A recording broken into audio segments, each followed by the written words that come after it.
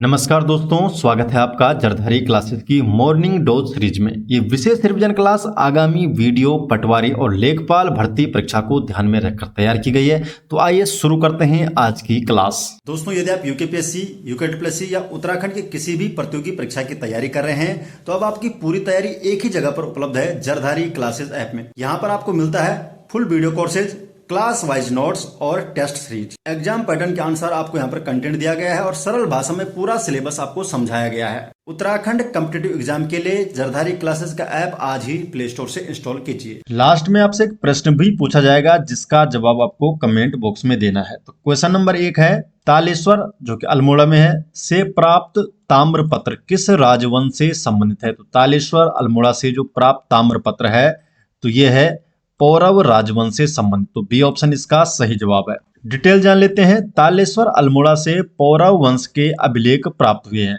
ये अभिलेख मुख्य रूप से राजा द्वितीयवर्मन तथा विष्णुवर्मन के हैं। ताम्रलेखों से पुष्टि होती है कि ब्रह्मपुर नरेश सोमवंशीय पौरव राजवंश के थे, जिनका शासित प्रदेश पर्वताकार राज्य कहलाता था।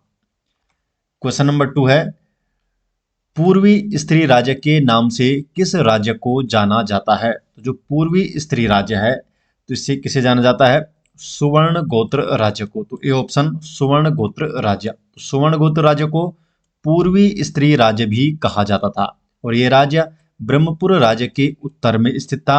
हर्षवर्धन के समय ये एक स्वतंत्र राज्य था। क्वेश्चन नंबर 3, यहाँ पर 2 सूचियां दी गई है, सुमेलित करना है। सूची 1 में है कुनिंद मुद्रा प्रकार और सूची 2 में है इनकी विशेषता, इनके विवरण के बारे में दिया गया है। तो अमोघ भूति प्रकार की जो मुद्राएं हैं इसका संबंध किससे है। तो इसका संबंध है राजा कुनिंदस्य अमोघ भूति महाराजस। ये यहाँ पर ब्राह्मी व खरोष्टी लिपि में लिखा गया है अमोघ भूति प्रकार की मुद्रा में। चत्रेश्वर या अनाम प्रकार, जो चत्रेश्वर प्रकार की मुद्रा है ये इसके पूर्व भाग में 2 हाथ वाली मूर्ति है जिसके दाएं हाथ में त्रिशूल है।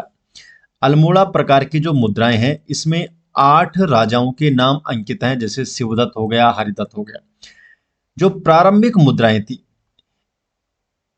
ये इसमें किसी भी शासक का नाम नहीं है, केवल कुनिंद इसमें लिखा गया है, कुनिंद उत्कीर्ण किया गया है। जो प्रारंभिक मुद्राएं थी, तो देखो पहले का हो गया 3, बी का हो गया 1, सी का 2, तो 3124। तो ए ऑप्शन यहाँ पर सही जवाब हो गया। जो अमोघभूति प्रकार की मुद्राएं हैं इन मुद्राओं में ब्राह्मी व खरोष्टी लिपि में राजा कुनिंदस अमोघभूति महारजस अंकित मिलता है और ये रजत व ताम्र दोनों धातुओं में मिली है।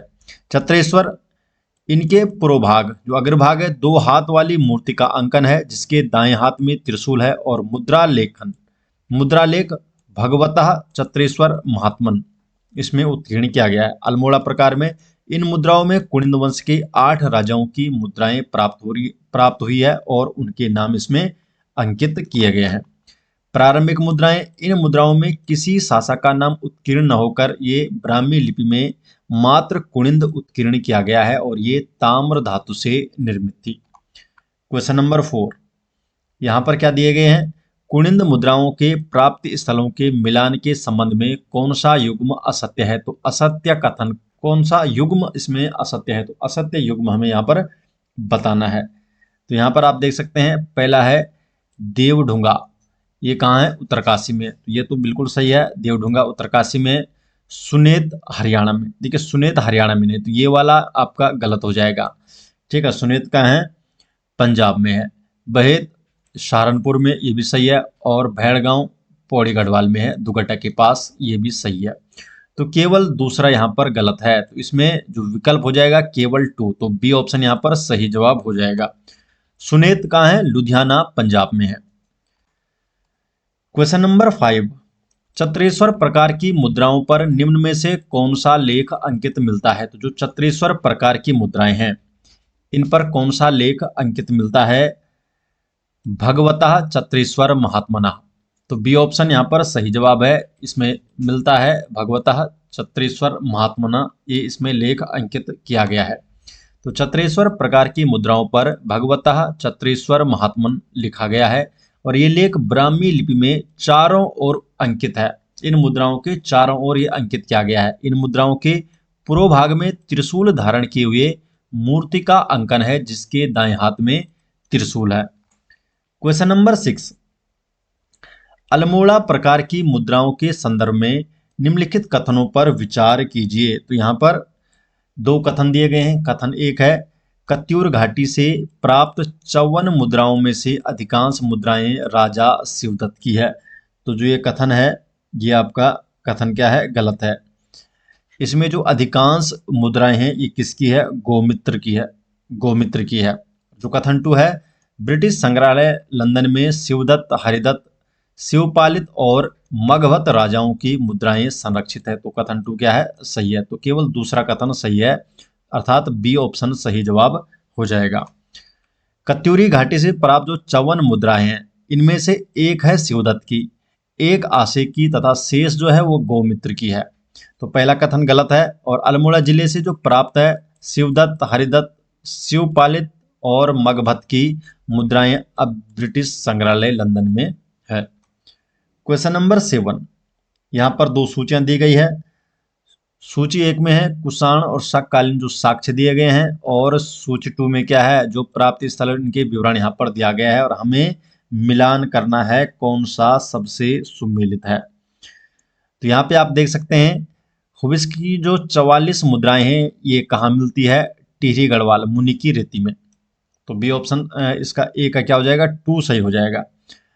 कनिष्क की स्वर्ण मुद्राएं ये कहाँ है, डी 4 ऑप्शन में नैनीताल, काशीपुर।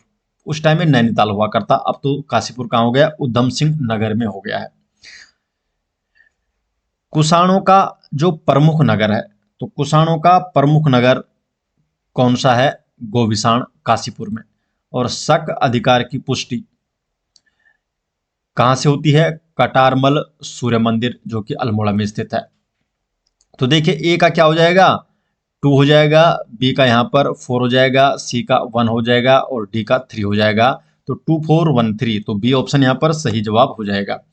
हुइस की मुद्राएं, जो हुइस की 44 मुद्राएं हैं 1972 ईस्वी में टिहरी गढ़वाल में मुनि की रेती से प्राप्त हुई थी। और कनिष्क की स्वर्ण मुद्राएं हैं, कनिष्क की स्वर्ण मुद्राएं काशीपुर से प्राप्त हुई है। तो ये काशीपुर से प्राप्त हुई है। आपको कमेंट में बताना है कि काशीपुर उधम सिंह नगर में कब शामिल हुआ था। ठीक है, तो पहले तो काशीपुर किस में था, नैनीताल जिले में था। तो उधम सिंह नगर जिले में कब शामिल हुआ, अर्थात जब उधम सिंह नगर जिला बना होगा। तो कमेंट में जरूर बताइएगा। कुषाणों का प्रमुख नगर, कांति प्रसाद नौटियाल ने आर्कियोलॉजी ऑफ कुमाऊं में गोविषाण को कुषाणों का प्रमुख नगर बताया है। और जो शक अधिकार की बात करें तो कुमाऊं में सूर्य मंदिर, जैसे कटारमल सूर्य मंदिर अल्मोड़ा में जो है शकों के अधिकार की पुष्टि करते हैं। क्वेश्चन नंबर 8, कुणिन्नों की भौगोलिक सीमा के संदर्भ में निम्नलिखित कथनों पर विचार करें। तो यहाँ पर 4 कथन दिए गए हैं और इनमें से सही कथन हमें बताना है। तो यहाँ पे देख सकते हैं कुणिन्नों की जो भौगोलिक सीमा है पूर्व में काली नदी तक है। तो पूर्व में काली नदी तक है, बिल्कुल सही है। पश्चिम में ब्यास नदी तक है, तो पश्चिम में ब्यास नदी तक है, तो ये गलत है। पश्चिम में ब्यास नदी तक नहीं है, बल्कि किसमें है, सतलज नदी तक है। उत्तर में हिमालय तक है, सही है। और दक्षिण में बहेड़ जो कि सहारनपुर में बहेड़ तक है, तो ये भी सही है। तो पहला सही है, तीसरा सही है और 4th सही है। तो बी ऑप्शन सही जवाब हो जाएगा, 1 3 एंड 4। तो कुणिन्नों की सीमा पूर्व में काली नदी तक है, पश्चिम में सीमा कहाँ तक है, सतलज नदी तक है, उत्तर में हिमालय तक और दक्षिण में बहेड़ सहारनपुर तक थी। क्वेश्चन नंबर 9, ब्रिटिश संग्रहालय लंदन में रखी गई अल्मोड़ा प्रकार की मुद्राएं किन राजाओं से संबंधित है। तो यहाँ पर आपको बताना है किन राजाओं से संबंधित है ये। तो ए ऑप्शन सही जवाब हो जाएगा, शिवदत्त, हरिदत्त, शिवपालित और मगहवत से संबंधित है जो अल्मोड़ा प्रकार की मुद्राएं हैं जो ब्रिटिश संग्रहालय लंदन में रखी गई है। तो अल्मोड़ा जिले से जो प्राप्त मुद्राएं हैं जो अब ब्रिटिश संग्रहालय लंदन में है वे 4 राजाओं की है। और ये 4 राजाएं कौन से हैं, शिवदत्त, हरिदत्त, शिवपालित और मगहवत। क्वेश्चन नंबर 10, गुप्त काल में कर्तपुर राज्य के ऐतिहासिक संदर्भ में कौन सा कथन सही नहीं है। तो यहाँ पर हमको बताना है इसमें से कौन सा कथन सही नहीं है? तो पहला कथन क्या है कि समुद्रगुप्त के दरबारी कवि हरिसेन रचित प्रयाग प्रशस्ति में कर्तपुर राज्य का वर्णन मिलता है, तो ये तो सही है। दूसरा है राजशेखर की काव्य मीमांसा में उल्लेख है कि कार्तिकेयपुर नगर में खस जातियों का शासन था, तो ये भी सही है। तीसरा क्या बोलता है कि विशाखदत्त के देवी चंद्रगुप्तम के अनुसार इस क्षेत्र में कुनिंद राजा का शासन था, तो यहाँ पर बता रहे हैं कि कुनिंद राजा का शासन था, तो ये आपका गलत है। यहाँ पे कुनिंद राजा के शासन के बारे में बात नहीं की गई है, बल्कि किस राजा के बारे में बात की गई है? शक राजा के बारे में बात की गई है। और चौथा है समुद्रगुप्त के ज्येष्ठ पुत्र रामगुप्त का युद्ध कार्तिकेयपुर में किसी कुनिंद राजा से हुआ माना जाता है, तो ये भी सही कथन है, ये भी सही बात है। तो यहाँ पर पहला, दूसरा और फोर्थ आपका सही है, केवल तीसरा गलत है, तो ये आपका कथन सही नहीं है। डिटेल जान लेते हैं। तो प्रयाग प्रशस्ति में कर्तपुर राज्य का वर्णन मिलता है, जो कि गुप्त साम्राज्य का सीमावर्ती राज्य था, और राजशेखर के काव्य मीमांसा में कार्तिकेयपुर नगर में खस जातियों का शासन था। विशाखदत्त के देवी चंद्रगुप्तम में व वाणभट्ट द्वारा रचित हर्षचरितम में इस क्षेत्र पर किसी शक राजा का शासन बताया गया है। शक राजा का शासन बताया गया है, जबकि ऑप्शन में क्या बता रहे थे? कुनिंद राजा का शासन, तो इसलिए सी ऑप्शन वहां पर गलत हुआ था। समुद्रगुप्त के ज्येष्ठ पुत्र रामगुप्त का युद्ध किसी कुनिंद राजा से कार्तिकेयपुर में हुआ था। दोस्तों आपको बता दूं, अगर आप जरधारी क्लासेस के ई बुक नोट्स चाहते हैं तो उसका लिंक आपको मिल जाएगा डिस्क्रिप्शन में, या आप गूगल पर भी सर्च कर सकते हैं jardhariclasses.in, और आप हमारे ई बुक स्टोर में पहुंच जाएंगे, जहां पर जरधारी क्लासेस के ई बुक नोट्स देखने को मिल जाएंगे। नेक्स्ट क्वेश्चन की तरफ बढ़ते हैं दोस्तों। क्वेश्चन नंबर है 11। सूची 1 और सूची 2 है, और आपको यहाँ पर सुमेलित करना है कि कौन सा यहाँ पर ऑप्शन सही हो जाएगा। सूची 1 में है हर्षोत्तर कालीन राज्य, और सूची 2 में इनका भौगोलिक विस्तार, इनकी स्थितियों के बारे में बताया गया है। देखिए शत्रुघ्न जो शत्रुघ्न राज्य था, इसकी सीमा, इसके जो भौगोलिक विस्तार है ये है मध्यवर्ती सिरमौर, गढ़वाल, अंबाला, सहारनपुर तक। ब्रह्मपुर राज्य की सीमा है गंगा नदी से पूर्व कर्णाली नदी तक। और गोविशाण राज्य, इसकी सीमा कहाँ तक थी? पश्चिम में रामगंगा से पूर्व में शारदा तक। और सुवर्ण गोत्र राज्य, इसकी सीमा थी ब्रह्मपुर राज्य के उत्तर में स्थित। तो यहाँ पर हो जाएगा ए का 2 हो जाएगा, बी का 1 हो गया, सी का 3 हो गया, और डी का 4। तो यहाँ पर हो जाएगा बी ऑप्शन सही जवाब। तो शत्रुघ्न राज्य इसके अंतर्गत मध्यवर्ती सिरमौर, गढ़वाल तथा अंबाला, सहारनपुर क्षेत्रों के मैदानिया भाग सम्मिलित थे। ब्रह्मपुर राज्य, ये राज्य गंगा नदी से पूर्व तक कर्णाली नदी तक फैला हुआ था। जो गोविशाण राज्य है ये पश्चिम में रामगंगा से लेकर पूर्व में शारदा तक फैला हुआ था। और सुवर्ण गोत्र राज्य, ये राज्य ब्रह्मपुर राज्य के उत्तर में स्थित था, जिसे पूर्वी स्त्री राज्य भी कहा जाता था। तो पूर्वी स्त्री राज्य भी किसे कहा जाता? सुवर्ण गोत्र राज्य को। हेलो दोस्तों, अगर आप उत्तराखंड कनिष्ठ सहायक भर्ती 2026 की तैयारी कर रहे हैं और उत्तराखंड सामान्य ज्ञान को मजबूत करना चाहते हैं, तो आपके लिए लेकर आए हैं एक उत्तराखंड जीके कंप्लीट कोर्स, जिसमें आपको मिलेगा कॉन्सेप्ट बेस्ड और एग्जाम ओरिएंटेड प्रिपरेशन।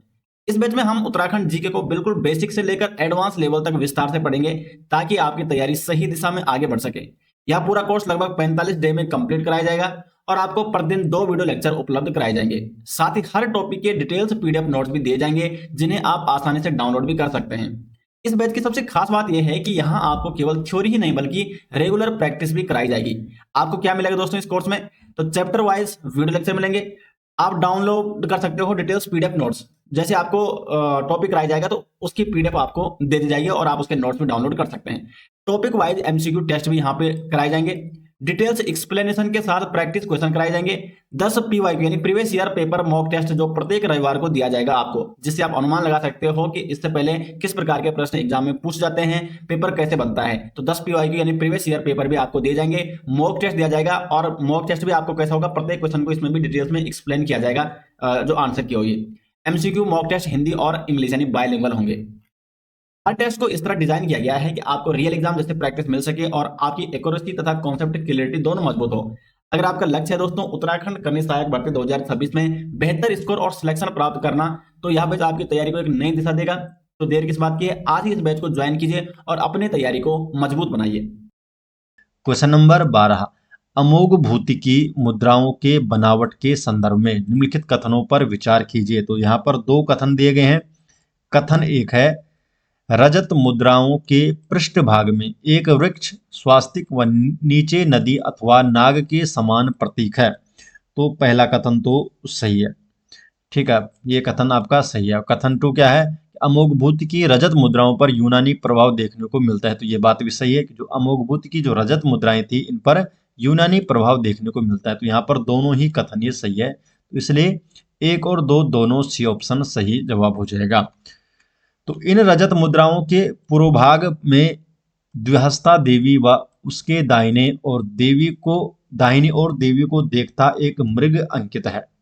ठीक है, तो जो पूर्वभाग है मुद्रा का, रजत मुद्राओं का, इसमें द्विहस्ता देवी और उसके दाहिनी ओर देवी को देखता हुआ एक मृग अंकित है। पृष्ठभाग में एक वृक्ष, स्वास्तिक व नीचे नदी अथवा नाग के समान प्रतीक है और चारों ओर मुद्रा लेख है। ब्राह्मी व खरोष्टी लिपि में ये मुद्रा लेख है। जो चारों तरफ मुद्रा के चारों तरफ जो लेख है ब्राह्मी और खरोष्टी लिपि में है और इसमें लिखा है राजा कुनिंदस अमोघ भूति महारजस। ये इसमें अंकित किया गया है और अमोघभूति की मुद्राओं पर यूनानी प्रभाव देखने को मिलता है।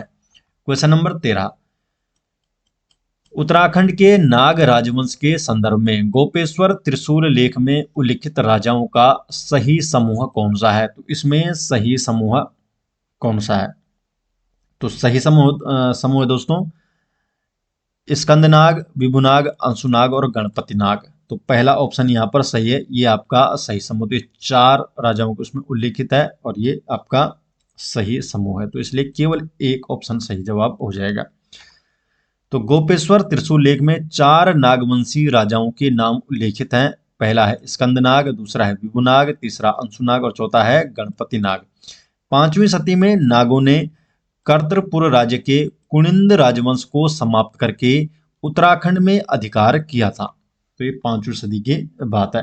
क्वेश्चन नंबर 14 है, कुनिंद शासकों व उनकी मुद्राओं की प्राप्ति स्थल के संदर्भ में इन कथनों पर विचार कीजिए। तो कथन एक है, राजा विजयभूति की मुद्राएं कत्यूर घाटी से प्राप्त हुई। तो जो पहला कथन है ये तो गलत बात है, ये कत्यूर घाटी कुमाऊं से नहीं प्राप्त हुई बल्कि गढ़वाल से प्राप्त हुई है। तो पहला कथन तो हो गया गलत। कथन टू क्या है, डॉक्टर महेश्वर जोशी को राजा शिव रक्षित की मुद्रा लंदन संग्रहालय से प्राप्त हुई है। तो ये बात सही है, तो कथन टू आपका सही हो जाएगा। तो केवल कथन टू सही है, तो केवल बी ऑप्शन सही जवाब हो जाएगा यहाँ पर, केवल टू। तो राजा विजयभूति की मुद्राएं गढ़वाल से प्राप्त हुई है। ठीक है, तो इसलिए कथन एक आपका गलत हो गया था। क्वेश्चन नंबर 15, दो सूचियां दी गई है। सूची एक में है जो साहित्यिक स्रोत और लेखक, और सूची टू में कुनिन्नों के लिए जो प्रयुक्त नाम है इन साहित्यिक स्रोत या लेखकों के द्वारा। जो पाणिनि है, पाणिनि की अष्टाध्यायी में कुनिन्नों के लिए प्रयुक्त नाम क्या रखा गया है, कुनिन्नों के लिए क्या नाम प्रयुक्त किया गया है। पाणिनि की अष्टाध्यायी में कुलून कहा गया है कुनिन्नों के लिए। कौटिल्य का जो अर्थशास्त्र है इसमें कुलिंद कहा गया है। विष्णु पुराण में कुनिंदस्य कहा गया है, और विष्णु पुराण में क्या कहा है, कुनिंदस्य नहीं बल्कि विष्णु पुराण में कहा गया है कुलिंदोपत्यकस, और टोलमी ने कुनिंदस्य कहा है। तो ये हो गया, ए का 3 हो गया, बी का 4 हो गया, और सी का 1 हो गया, और डी का 2 हो गया। तो सी ऑप्शन आपका सही जवाब हो जाएगा। तो पाणिनि ने अपनी रचना अष्टाध्यायी में कुनिन्नों को कुलुन नाम से उल्लेखित किया है, और कौटिल्य ने अपने अर्थशास्त्र में इस जाति के लिए कुलिंद शब्द प्रयोग किया है। विष्णु पुराण की बात करें तो कुनिन्नों को कुलिंदोपत्यकस कहा गया है, और प्रसिद्ध जो भूगोलविद है टॉलमी 2री शताब्दी ईसा पूर्व में ब्यास गंगा व यमुना के ऊपरी क्षेत्र में कुनिन्नों के निवास का उल्लेख करते हैं और उन्हें कुनिंदस्य कहा गया है। Question number 16, archaeology of Kumaon पुस्तक के लेखक कौन है, जिसमें गोविषाण को कुषाणों का प्रमुख नगर बताया गया है। तो आर्कियोलॉजी ऑफ कुमाऊं पुस्तक के लेखक कौन है, कांति प्रसाद नोटियाल। तो आर्कियोलॉजी ऑफ कुमाऊं इस पुस्तक के लेखक हैं कांति प्रसाद, और इन्होंने गोविषाण को कुषाणों का प्रमुख नगर बताया है। तो कांति प्रसाद नौटियाल ने अपनी पुस्तक आर्कियोलॉजी ऑफ कुमाऊं में गोविषाण का उल्लेख किया है और उन्होंने लिखा है कि गोविषाण जो कि वर्तमान काशीपुर में है, कुषाणों का प्रमुख नगर था। वीरभद्र जो कि ऋषिकेश में और मोरध्वज कोटद्वार में कुषाण कालीन अवशेषों के प्रमुख स्थल है। तो वीरभद्र और मोरध्वज ये कुषाण कालीन अवशेषों क्या है, प्रमुख स्थल है। क्वेश्चन नंबर 17, उत्तराखंड में शक और कुषाण शासन के संदर्भ में निम्नलिखित कथनों पर विचार कीजिए। कथन ए क्या है कि अल्मोड़ा स्थित कटारमल सूर्य मंदिर और कुमाऊं की सूर्य मूर्तियां कुषाणों के अधिकार की पुष्टि करती है। तो पहला कथन तो गलत है, ये कुषाणों की नहीं करती है बल्कि शकों के अधिकार की पुष्टि करती है। और कथन 2 क्या कहता है कि भारत में कुषाण वंश का संस्थापक विम कडफिसस को माना जाता है जिसने पंजाब पर अधिकार किया था। इसने पंजाब पर तो अधिकार किया था लेकिन ये कुषाण वंश का संस्थापक नहीं था, इसलिए कथन 2 भी आपका गलत हो जाता है, बल्कि ये उत्तराधिकारी था। विम जो कडफिसस है ये कुषाण वंश का उत्तराधिकारी था। तो यहाँ पर तो दोनों ही कथन ये गलत हो गए, न तो एक और न तो दो, तो दोनों ही कथन गलत है, इसलिए डी ऑप्शन सही जवाब हो जाएगा। डिटेल जान लेते हैं इस बारे में।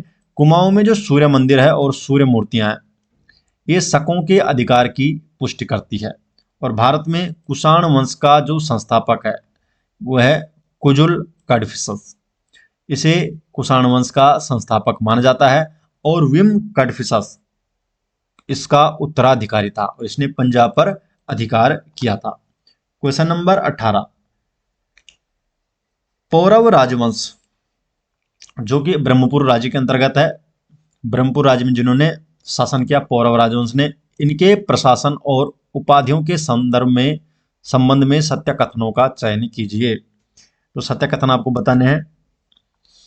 पहला है पौरव वंशीय राजाओं के कुलदेवता वीरनेश्वर स्वामी अर्थात शिव थे। तो पहला कथन सही है कि जो पौरव वंशीय राजा थे, पौरव वंशीय राजा इनके कुलदेवता कौन थे, शिव, वीरनेश्वर स्वामी। दूसरा क्या है, तालेश्वर ताम्रपत्र अभिलेख केवल राजा द्वितीयवर्मन का है। तो केवल राजा द्वितीयवर्मन का नहीं है, ये द्वितीयवर्मन का है, ठीक है, लेकिन केवल इसी का नहीं है, तो इसलिए जो दूसरा कथन तो गलत है। अग्निवर्मन ने परम भट्टारक महाराजा धीराज की उपाधि धारण की थी, तो ये बात भी सही है।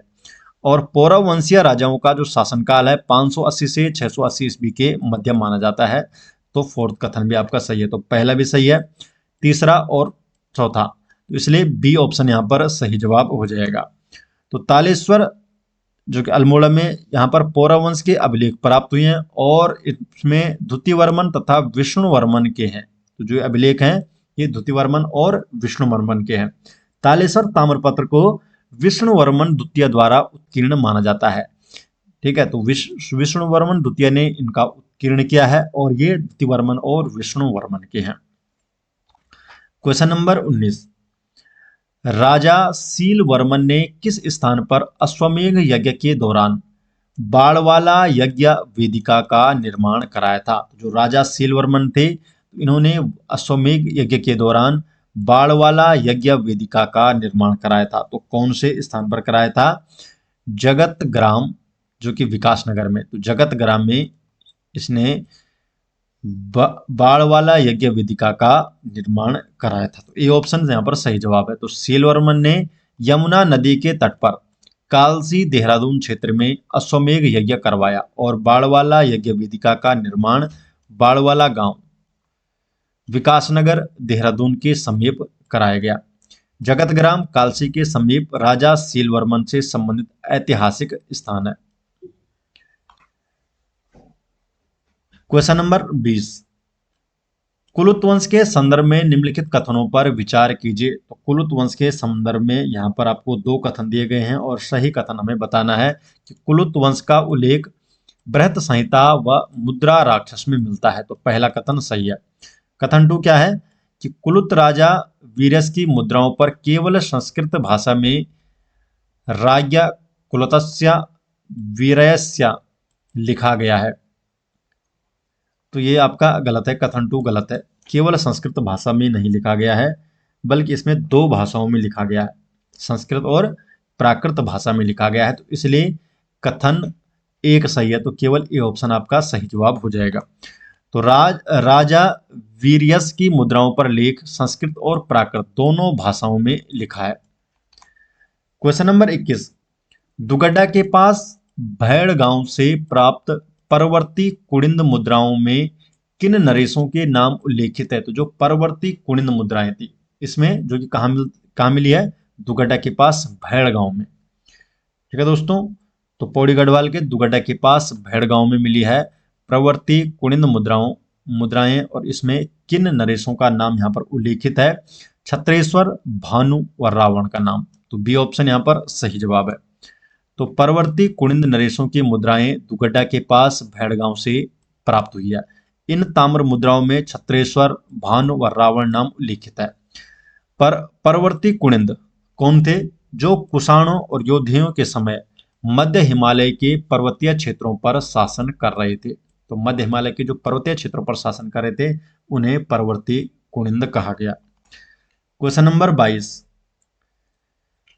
अमोघभूति की मुद्राओं की विशेषताओं के संदर्भ में निम्न में से कौन सा कथन सही नहीं है? यहां पर हमें बताना है कि कौन सा कथन क्या है? सही नहीं है। तो सही नहीं है कथन कौन सा है इसमें? कथन ए क्या है कि अमोघभूति की रजत, चांदी और ताम्र मुद्राएं दोनों एक ही प्रकार समरूप थी। तो पहला कथन आपका सही है, ये ऑप्शन तो सही है। बी क्या बोलता है कि मुद्राओं के पूर्वभाग में द्विहस्ता देवी और एक मृग का अंकन मिलता है। तो ये भी सही है। कथन सी क्या है? अमोघभूति की मुद्राओं पर केवल खरोष्टी लिपि में लेख उत्कीर्ण है। तो केवल खरोष्टी लिपि में नहीं है उत्कीर्ण। ठीक है, तो ये कथन गलत हो जाएगा। खरोष्टी और ब्राह्मी दोनों ही लिपियों में यहाँ पर लेख उत्कीर्ण किया गया है, तो इसलिए सी वाला आपका क्या है? गलत है। और डी क्या है? मुद्राओं पर यूनानी प्रभाव देखने को मिलता है और उन पर राजा कुड़िंदस अमोघभूति महाराजस अंकित है। तो ये भी आपका सही है। तो इसलिए हमें पूछा क्या गया था कि सही नहीं कौन सा कथन है? तो सी नहीं है सही, तो इसलिए यहाँ पर सी हमारा क्या हो जाएगा? सही जवाब हो जाएगा। अमोघभूति की मुद्राओं पर लेख ब्राह्मी और खरोष्टी दोनों लिपियों में मिलते हैं। क्वेश्चन नंबर 23, गोविषाण के मित्र वंश के संदर्भ में निम्नलिखित कथनों पर विचार कीजिए। तो गोविषाण का जो मित्र वंश था, तो दो कथन दिए गए हैं, हमें बताना है कौन सा कथन सही है। कथन एक है, मित्रवंश के दो राजाओं मातृमित्र व पृथ्वीमित्र का उल्लेख गोविषाण से प्राप्त दो प्राकृत लेखों से मिलता है। तो पहला कथन आपका सही बात है। कथन टू क्या कहता है? गोविषाण का मित्र वंश दक्षिण भारत का एक प्राचीन राजवंश था। तो ये गलत है। दक्षिण भारत का नहीं बल्कि उत्तर भारत का था, इसलिए कथन टू गलत हो जाएगा। तो इसलिए केवल एक कथन सही है, ये ऑप्शन सही जवाब हो जाएगा। गोविषाण काशीपुर उत्तर भारत का प्राचीन राजवंश था, न कि ये दक्षिण भारत का। क्वेश्चन नंबर 24, योधेय वंश के संदर्भ में निम्नलिखित कथनों पर विचार कीजिए। तो योधेय वंश के संदर्भ की यहाँ पर बात की गई है। तो योधेय वंश के संदर्भ में यहाँ पर दो कथन दिए गए हैं और आपको बताना है कि कौन सा कथन इसमें सही है। पहला है, कुषाण वंश के पतन का फायदा उठाकर योधेयों ने कुषाणों को परास्त किया। तो पहला कथन सही है। जब कुषाण वंश का जब पतन हुआ तो इसका फायदा उठाकर योधेयों ने कुषाणों को परास्त किया और वहां पर अपना अधिकार प्राप्त किया। और कथन टू क्या है? योधेय मुद्राओं पर ब्राह्मी लिपि में योधेय गणस्य जय लिखा था। तो ये भी कथन सही है। तो दोनों ही कथन ये सही है, तो इसलिए एक और दो दोनों सही हो जाएंगे। कुषाणों की निर्बलता का फायदा उठाकर योधेयों ने उन्हें परास्त किया और उनकी ताम्र मुद्राओं पर ब्राह्मी लिपि में योधेय गणस्य जय अंकित था।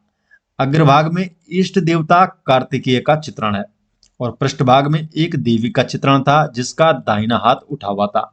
और जो इनकी मुद्राएं प्राप्त हुई कहाँ कहाँ से? मध्य हिमालय के पश्चिमी भाग, शिमला, कांगड़ा, जौनसार बाबर, कालाडांडा, सहारनपुर से इनकी मुद्राएं प्राप्त हुई है। क्वेश्चन नंबर 25 है दोस्तों, जिसका जवाब को कमेंट बॉक्स में देना है कि कर्तपुर राज्य के ऐतिहासिक स्रोतों के संदर्भ में निम्नलिखित कथनों पर विचार कीजिए। इनमें से कौन सा कथन सही है? पहला है कि राजशेखर की काव्य मीमांसा में उल्लेख है कि कार्तिकेयपुर नगर में शक राजाओं का शासन था। और दूसरा है विशाख दत्त के देवी चंद्रगुप्तम के अनुसार इस क्षेत्र पर खस जातियों का शासन था। तो इनमें से कौन सा कथन सही है, और जो कथन सही है उसका आपको डिटेल बताना है कि क्यों कथन सही है, उसका कारण आपको जरूर कमेंट बॉक्स में बताना है। तो दोस्तों ये हो गया आज की वीडियो। आशा करते हैं कि आपको वीडियो पसंद आती है। दोस्तों अगर आपको जरधारी क्लासेस की ई बुक नोट चाहिए तो आपको मिल जाएंगे हमारी वेबसाइट में jardhariclasses.in, जिसका लिंक आपको डिस्क्रिप्शन में दिया गया है, या आप डायरेक्टली गूगल पर भी सर्च कर सकते हैं jardhariclasses.in। तो आप हमारे ई बुक स्टोर में पहुंच जाएंगे, जहां से आप जरधारी क्लासेस के ई बुक नोट्स भी ले सकते हैं। तो मिलते हैं दोस्तों नेक्स्ट वीडियो के साथ, तब तक के लिए आपका बहुत बहुत धन्यवाद।